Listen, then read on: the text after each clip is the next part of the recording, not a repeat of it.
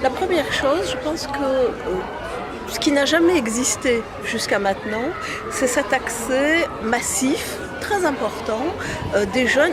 Les jeunes n'échappent pas à la pornographie, elle est dans leur smartphone, elle est dans leur poche, ils ne peuvent pas y échapper. Ça, c'est le premier aspect. Le deuxième aspect, c'est que tous ces outils connectés nous font que les jeunes et les adolescents, voire les enfants, se mettent à développer des communautés d'internautes, des communautés où la sexualité, la pornographie non seulement est passive, mais active. Hein, et ils se mettent à devenir carrément des acteurs involontaires de porno en s'échangeant des sextapes, en s'échangeant des sextease, en s'échangeant...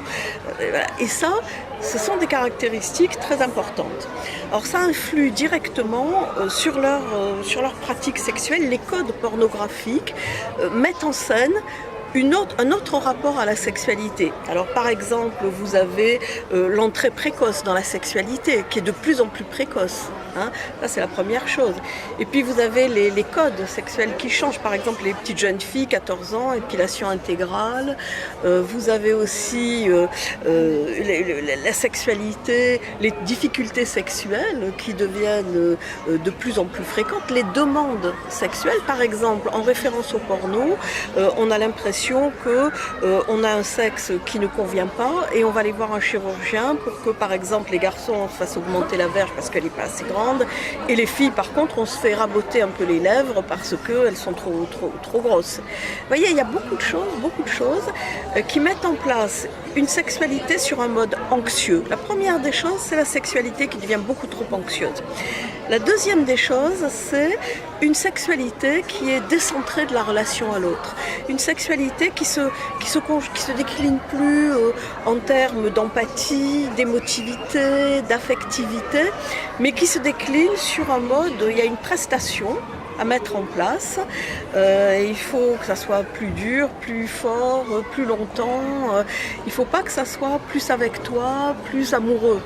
Vous voyez, et je pense que c'est ça, le principal écueil de la pornographie, c'est que ça n'apprend pas à nos enfants une sexualité relationnelle qui permet finalement d'arriver dans une dimension humaine supérieure de la relation à l'autre. Il y a deux catégories d'enfants et d'adolescents qui ont accès à la pornographie. Il y a ceux qui vivent dans des milieux assez bien structurés, des foyers unis, aimants. Et ceux-là, finalement, ils arrivent à relativiser la pornographie.